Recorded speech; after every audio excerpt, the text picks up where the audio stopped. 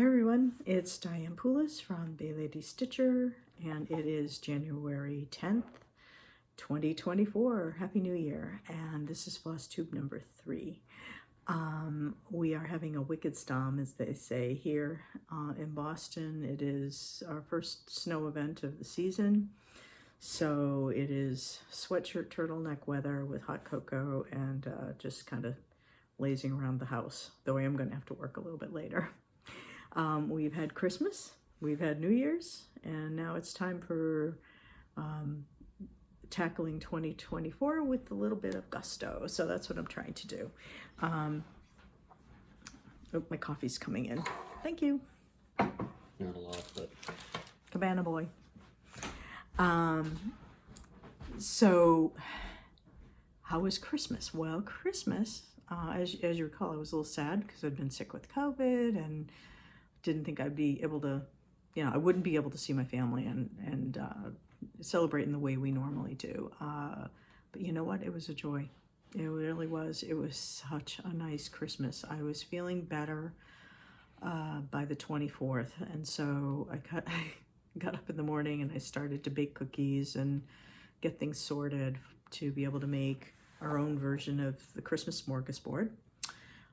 But around noontime, I looked at my daughter and we hadn't done anything Christmassy at all. No, nutcracker, no pops, no even a drive-through to look at the lights. We hadn't done anything.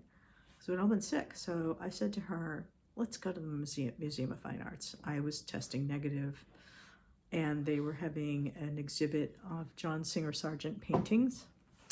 And with those paintings, the dresses that these women wore when they posed for the paintings, and if you've watched The Gilded Age on HBO, that style with the bustles and all the detailing and everything. And my daughter and I are fashion exhibit junkies. So in we went, and we just had the best afternoon, just going through and looking at all these dresses and the paintings that went with them. And he's such a talented artist. And so we did that, and then we came home, finished up my dinner, and we had a lovely dinner, just the 4 of us. And then my husband still wasn't feeling 100%, so he went to bed, and the girls and I sat up and watched Little Women, which is, to me, sort of a Christmas movie. Isn't it funny? But it starts at Christmas, so that's how I've always thought of Little Women at Christmas time. So we did that, and then on Christmas Day, we just got up. It was kind of a slow start to the day, and we exchanged our gifts, and then the rest of the day was just picking on leftovers and relaxing, napping if you needed it, watching a show, reading a book, doing some cross stitch, whatever floated your boat. So it was great, and I wasn't expecting it to be great, so really happy about that. The bad news is, because I was sick, all of my work got delayed, so I've got quite a backlog, and I've got to get going and get through it. I've got all these due dates coming up and a lot of work to put in. So I don't know how much how much cross stitch I'll get done over the next couple of weeks until I can get this backlog out of my way. But anyhow, here I am. So what have I been up to? Well, I have something that I fully finished this week, which is great, right? Anytime you can get something on display. So on Flosstube number 1, I showed the snowman photo booth called Say Cheese. I had it fully stitched, and it had just been sitting in a bag for God knows how many years, right? And I went rooting through I had a couple of frames, and I found one that actually worked, but I didn't quite, I had just enough linen to go over the edge to be able to lace it, but I thought, oh, it's gonna be tight, and this linen was pretty shreddy, for lack of a better term. It just wanted to shred. So I had watched Cardamom Stitcher, who's wonderful. You should watch her. Put her Flosstube up. And she had been doing a lot of hem stitching, finishing on hers. And I said, that would work. I could do the hem stitch, and then I could just tack it onto another piece of fabric. So that's what I did. So sorry for the glare, I'll insert a picture. But there's the hem stitch. And I found this piece of dark blue combed cotton in my stash from my work. And it's funny because my niece is always yelling at me because I never throw anything out. And then, see, I found a use for that little piece of blue combed cotton. So there. So, now, if someone were paying me for this, I'd probably, I don't know, see how that's kind of frowning a little bit. And I think part of that is unavoidable because you've got all this stitching in here that's going to tighten and compress those threads naturally as you're pulling in the stitches. And so I think even though I'd counted the correct amount of stitches down and basted and whatnot, the threads themselves weren't necessarily square because of the stitching in the middle. It's fine, right? It's just a little winter thing, and it's done, and it's on display. And I'll put a picture of the finished display on it, probably opening credits. You've probably already seen it. So I had that. I had a finish. Yay! I've been busy. Hope Song by Heartstring Samplery. I had bought this as a kit through the Homespun Needlework group run by Julie Kersavi. So I bought this, and here is my finish. Just trying to see through the linen to see if I got it all in there. I think I did. Oh, it's upside down. Good, Diane. Okay, there we go. Now it looks better. All right, there we go. So there's Hope Song, very pretty.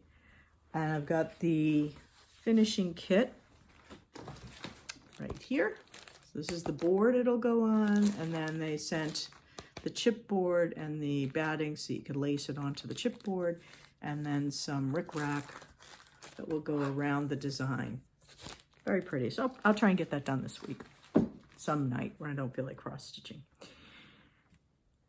So there's my fully finished, my finish, and now I'm going to talk about my start. So for Christmas, I had my husband wrap up. Yes, I'm a lucky recipient of the Words of Wisdom Compendium. I'm so excited. So Christmas morning came, I opened all my gifts, and I kept this one for last. I opened it up, and, you know, it was so beautifully boxed and you know, everything about it. So it comes in, it had this nice little shiny lacquer sticker. And so I'm ever so slowly peeling back the sticker. I'm going to take my time. My husband yells, "Stop!" And I'm like, what? You know, did rig it with explosives? What? You know, I'll teach you to spend money on cross stitch. But he said, well, why don't you set up your film, you know, set up to film the unboxing? I'm like, and my kids were like, I've waited several months now to open this. I am not delaying gratification any longer. And plus, probably the only person on the planet that actually hasn't unboxed it at this point, because not a lot of people waited until Christmas to open their box. So I did go through it. So many beautiful things in there. And I was afraid this would happen. Oh. This is what I chose as my blessing sampler. Okay. If you couldn't read that, it says lost. Somewhere between sunrise and sunset, 2 golden hours. Each set with 60 diamond minutes. No reward is offered, for they are lost forever. 1897, and a woman, Mrs. Salmond, stitched the original. The quote, according to Nicola, is a version of a Horace Mann quote. And Horace Mann, I looked him up. I thought I knew, and I was right. Horace Mann was basically the father of public education, really trying to educate the masses. He was born in Massachusetts, so it's perfect for me too, being a Massachusetts resident. So I thought that's great. And I'm also a teacher. I've never mentioned this, but I teach accounting at the community college down the street in Boston. And I feel like that's part of my I don't know, a community giving type of thing. They don't really pay much. I mean, they pay me, but it's really just a token. But I just really love to teach and I love to mentor. And so this is a way for me to be out in the community and do the mentoring and outreach in a way that, you know, can really help these students who are, many of them, non-native English speakers, and a chunk of them are first generation college attendees. So parents, grandparents, nobody has ever gone to college before. And that's a lot to navigate. So I like to spend some time with them, working with those. So that's part of my soul, is to do some teaching. So I love that for that reason. But more importantly, you know, that whole motto of like golden hour. I'm going to show you a couple of golden hour pictures from my life. These were taken in Cape Cod, you know, because that's where I tend to experience it the most. And so the first one here is a summer day. I was with my friend Diane. Our kids were all the same age. They were off running around somewhere behind the dunes, building dams and whatever kids do, right? And we were just sitting, and she's one of those friends that you can sit with and not have to talk constantly. You can just sit and be, and it's so wonderful. So, but we looked up from our books or whatever, and this is what we saw. And I did not change the colors of this photo. The ocean was lilac. It was lilac, and it was sparkling like diamonds. It was magical. And the two of us just sat and went, oh my gosh, I mean, this is just incredible. I'll never see anything like it again. I happened to catch it, right? And I think that's the point of this. The second photo I'm going to show here is, this was the last beach day of the season. My brother-in-law had gotten married the day before on September 10th, and this was September 11th. This was many years ago. My kids are now in their 20s. But we were leaving the beach, and I just stopped for a minute and looked at that and said, oh my gosh, what a great, you know, sort of a bracket to the summer. So I snapped this picture, and, you know, there they are. Look at the shadows in the sand. You know, it's really kind of, you know, we're seeing the end of the day, and they're there with their little buckets and their shovels, and they'd had a wonderful day and had lived life well in that day. And I just wanted to capture that moment in the moment. And, you know, as I was contemplating it later, I realized that, you know, this was a moment in time where our family was completely content and secure. A few months later, I will get to the punchline first. Everything's fine. However, a few months later, in January, my husband was fighting for his life. He was very seriously ill. There was some doubt as to whether he would survive. And, you know, it changed us fundamentally, right? It just changed us. You can't go through something like that without leaving a mark, right? So I look at that picture and I say, there's what you want to be, that sort of carefree, happy, in the moment, joyful. And that kind of got robbed for a number of years with just a lot of care and worry, like, is he going to be okay? Okay, you know, he can't work full time. I've got to step it up and make my business more viable. And it's been a lot of anxiety and stress in my life. And I'm stitching this because I feel it's really important to remember what's important. And these are the moments, and that you need to stop and you need to look at these times in your life and recognize they're happening. So in many ways, you know, I'm stitching this as my blessing sampler, but I know I've already had the blessings, right? My husband's fine. My kids are fine. Everybody's fine. And I shouldn't be worried about stuff as much as I do. So that's my New Year's resolution. I'm not going to worry as much. We'll see how that goes.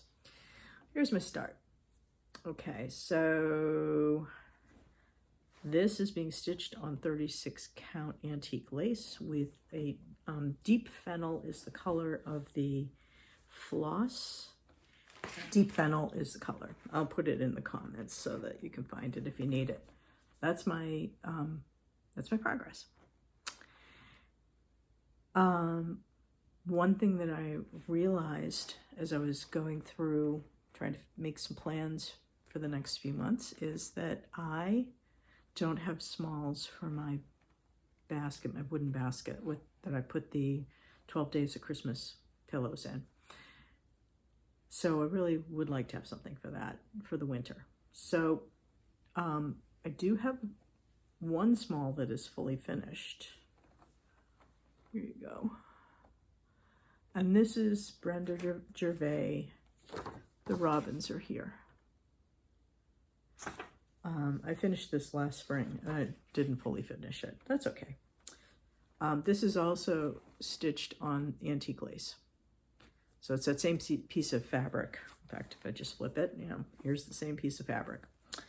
I'm going to have enough, now that I've got enough of the sampler stitched, I'll know how much fabric I need. I've got enough to do a series of smalls. So I think I'm going to start these. The Peppermint and Pine Wild Bird series. And so I'll do that in my robins, and there'll be something in the bowl for the winter months. And around March, well, the robins can stay because that's when they show up. So then I'll have to think about some spring themed things, but maybe I'll start working on those. So that's one thing I'd like to do. Another small that I have is Painted Flowers by Shakespeare's Peddler. I loved this. I saw Brenda of Brenda and the Cereal Starter showed this. Someone had gifted it to her, and I didn't even wait for the 2 rule. I knew this was something that I had to stitch. It looks almost Jacobean. It almost looks Elizabethan or something, and I just love that time period. So I bought the kit from Country Sampler, and they kitted it with this dark charcoal linen, and I'm not sure who the maker is. It's a Zweigart, right? It's got the yellow stripe. But for some reason, right, there's my start. Yeah, that's the front. It'd be nice if I showed you the front, right? There's my start. I have had to put this away because the linen threads are so variable in their circumference that I've many times have gone over 3. It's like an eyelash thick thread in this, and it drives me crazy. So I've picked it out twice, and this is 36 count. Can you imagine 40? But I'd like to get back to it because that's a nice long one. It'd be nice at the base, so that's something else I want to get to. And then just a quick talk about maybe some plans that I have in the upcoming months. So I showed last video that I bought a sampler for Christmas that had a quote from Scrooge on it. I started it, but once Christmas finished, I didn't feel like picking it up. I wanted to move on to something new. I wanted to make sure I had some stuff for like winter themed stitching. So I haven't picked it up since, but I think I'm going to take a page out of Olivia and Katie from So Tattered. So Olivia, Pumpkin Hollow Quilting, and Katie, So Tattered. I want to, maybe on the 25th of the month, I will pick up the Scrooge sampler and just work on it that day. And I'll have a number of months between now and say September, where maybe I'll move it into my rotation to work on a week at a time so that it's ready for December. I think that will be the plan for that. And similarly, I have a plan for a Halloween themed sampler. So I'm going to stop here, and then I'm going to insert a little video. I met with my friend Chief Enabler Sue, and we met, and I was able to exchange her birthday gifts with her, And of course, you know, I can't celebrate her birthday without us also celebrating buying the same thing, right? So we could do a stitch along. So I'm going to stop here. I'm going to insert the snippet that I filmed the day I was going to visit her, and then I'll come back. Good morning, everybody. I am so excited because today I get to take a drive out and visit with my friend Sue, Chief Enabler Sue. We were going to make this plan, well, we had made this plan prior to Christmas to celebrate her birthday, and then I got sick, and so I'm finally feeling well. And I'm going to take a ride out to her and her beautiful home, and we're going to celebrate. So I thought it might be fun to share with you what she's going to be seeing a little bit later today. I'm so excited. I can't even tell you. I love giving gifts, and I think I hit this one right on the head. So let me show you what we're doing. So she is a big Stacey Nash fan, and I picked up, oops, Halloween at Hollyberry by Stacey Nash. A little hard for me to see if you can see everything. Okay, Hollyberry by Stacey Nash. She very definitely has a prim vibe. She loves prim samplers and has done a number of Stacey Nash pieces. And in fact, I had a little bit of a heart attack because I thought, does she already have this one? So I let her know in a message, oh, I bought Halloween at Hollyberry, and she's like, oh, I'm stitching Christmas right now, so phew, I didn't have a duplicate. And there's a reason I picked a Halloween themed pattern, as you'll see. One other thing I bought her was this Stacey Nash thread drop. She keeps chickens, and this looks exactly like one of her chickens, so I think she is absolutely going to love it. It has a little magnet on the back. I picked up some, they're the labels for needlework by Kathy Barrick, all Halloween themed. They're so much fun. So she'll have some choices there about how she wants to label Halloween at Hollyberry. And now for the big thing, and I guess this is more exciting because I actually got to make some things. So last October, my husband, my daughter, and I went to the Edward Gorey Museum and House in Yarmouthport, Mass. It was a rainy day, wasn't going to be much else we could do, but you know, maybe go do an indoor activity. Edward Gorey, for those of you who don't know, was an illustrator, and his style was very gothic, pen and ink, very intricately detailed type of work, and I've always loved him. So has my daughter, so is my husband, so you know, we like, this is perfect. So we went to the museum, and it's small, you know, it's a house that they turned into a museum. So it's got a lot of his work on display, and, you know, it's just, he has all these collections, like he has a collection of antique potato mashers. Like who does that but Edward Gorey? So we went through the house, had so much fun. They have a little scavenger hunt there. So you're looking for little things throughout the house. And if you get everything, then you get a bookmark. And the only thing I love more than a museum is a museum shop. So afterwards, of course, we went to the museum shop, and I found this. And it's a little, oh, you're getting the, let me see if I don't know if I can maybe scooch the ring light up. Okay. You're still going to have the ring light, but it's, I'll take a picture of it. It's a little tin lunchbox with the Gashly Crumb Tinies.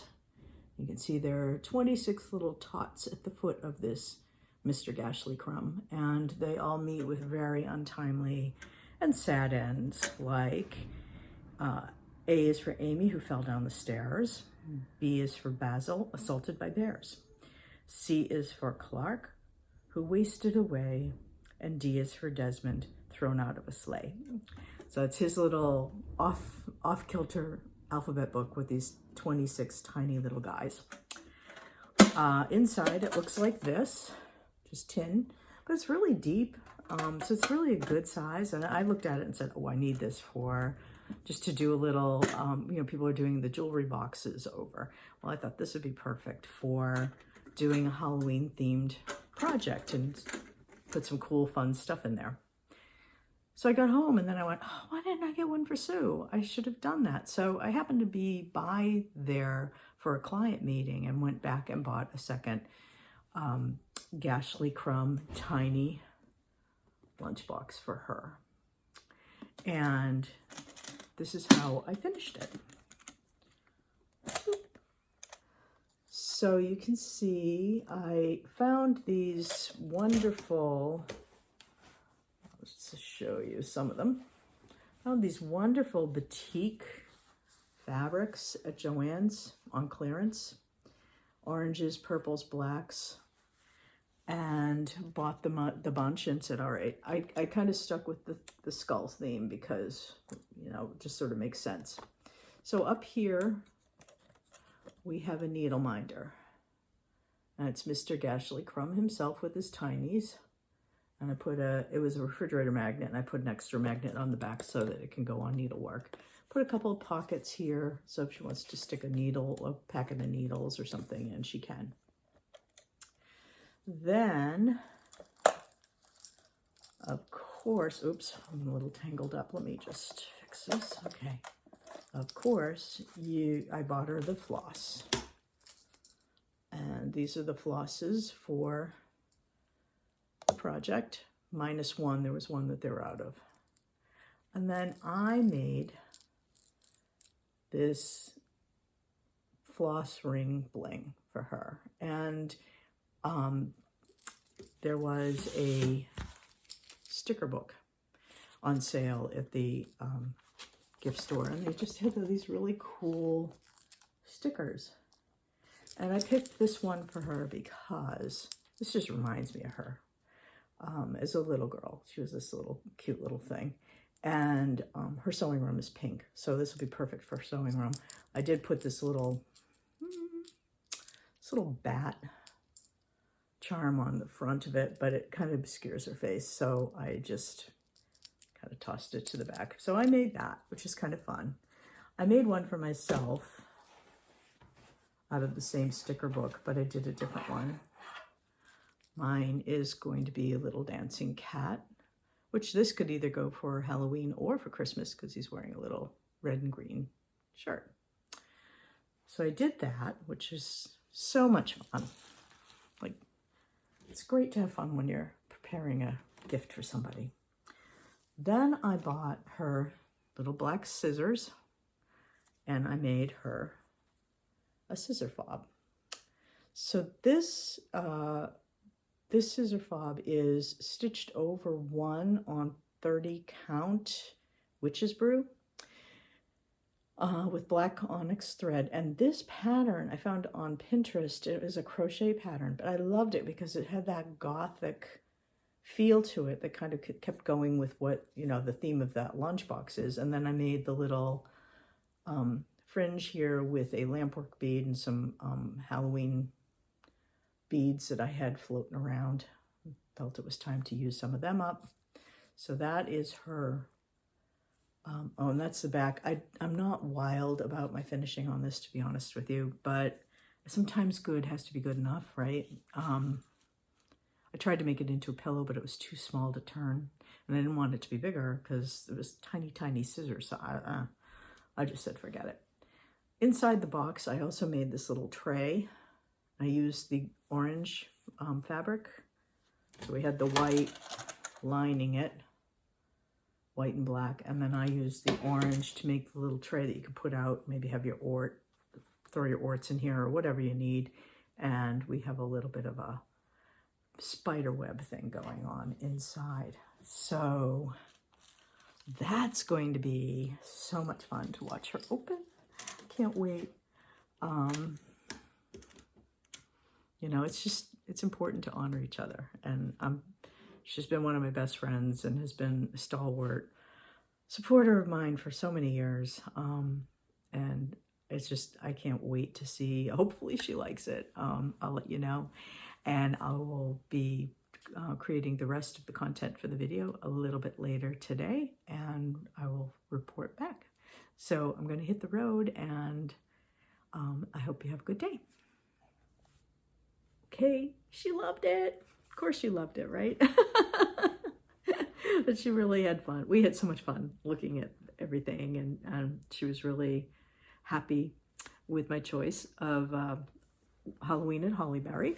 So I bought it as well.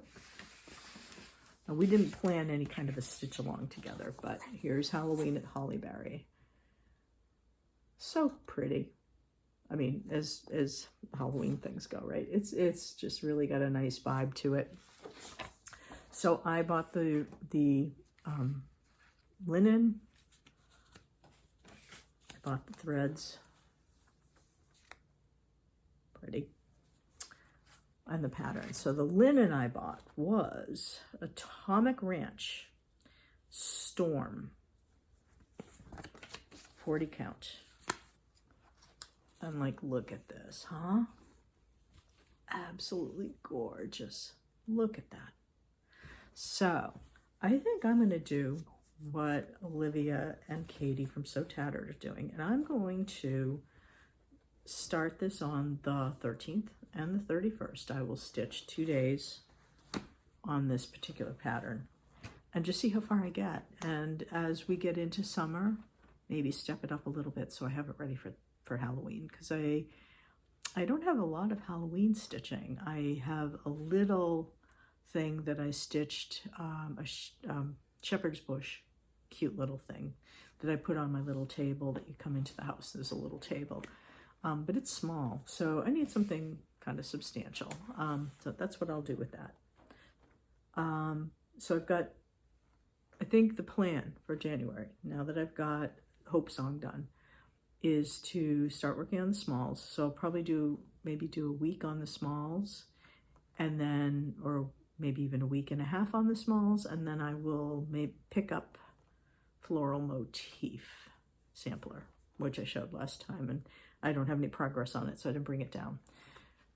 Just start to do a little bit on smalls, a little bit on a larger project, and then those 3 days that are devoted to a Christmas or a Halloween sampler.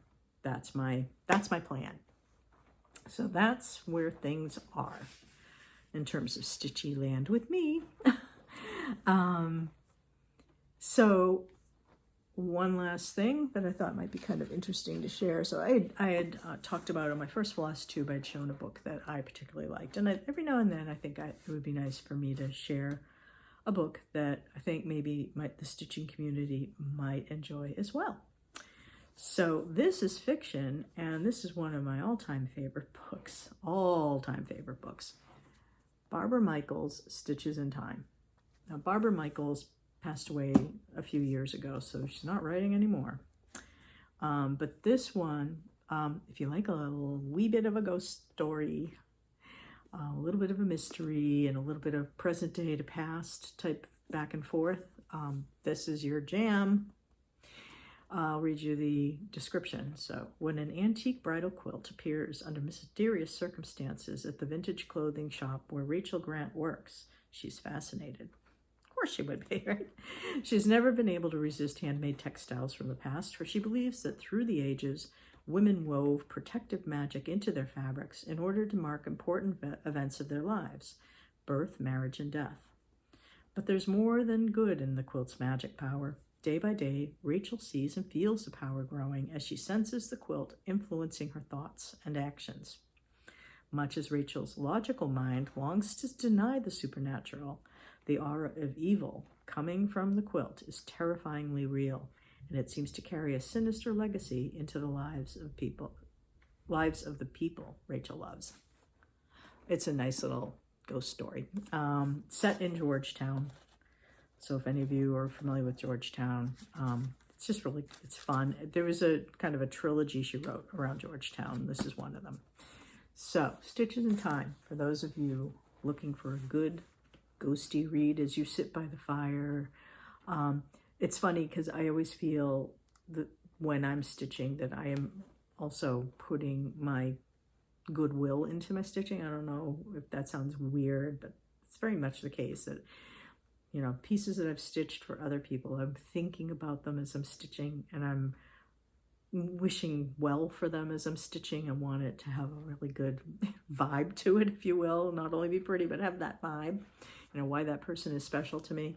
And even in my work where I'm stitching, you know, window treatments for people, I will not make window treatments when I'm in a bad mood, because I don't want to bring bad juju into someone's house. Very, I don't know, it sounds weird, but I just want them to, you know, I want to be delivering something where I feel like I've felt good when I was making it, not angry or stressed or whatever. Just like it felt good. And I enjoyed the process. So that little blurb there just sort of made me like, okay, I get that. So hopefully I haven't bored you.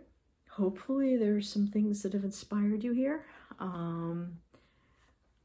And, you know, I think it'll probably be more like 3 weeks for the next one because I do have quite a bit. You know, my classes start on the 22nd. I've got a bunch of big jobs that are going in, including, oh my God, I've got to take a ferry over to Nantucket in January.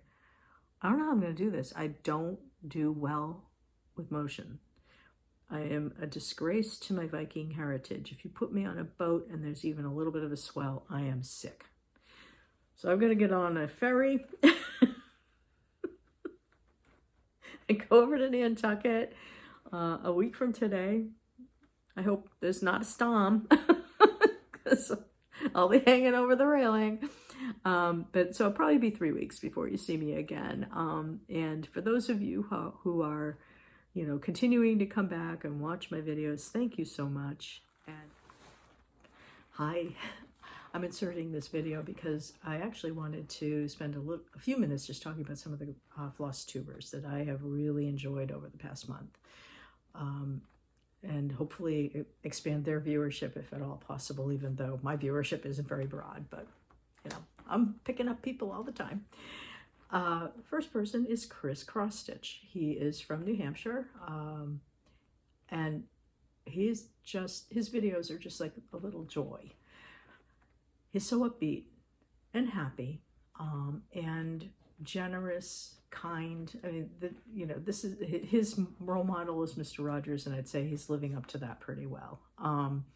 So if you want to kind of watch a video that just makes you feel good, and he does some beautiful stitching, I would give him a watch. The next person I am watching is Thistle Threads by Trisha Wilson Noyen.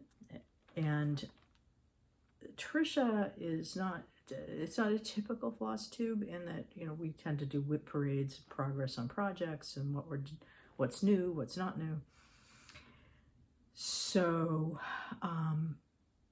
she's a master embroiderer and has some pretty phenomenal stuff. In fact, I saw that Fox and Rabbit in their last video mentioned her as well. So they've got broader viewership than I do, so maybe she'll pick up people from them too. But she's a historian. So she had, on her floss tube number 3, she had a sampler that she had picked up. And she went through the research that she went through and the things that she found out about the young lady who stitched the sampler and their family and how they fit into the society at the time and all of that.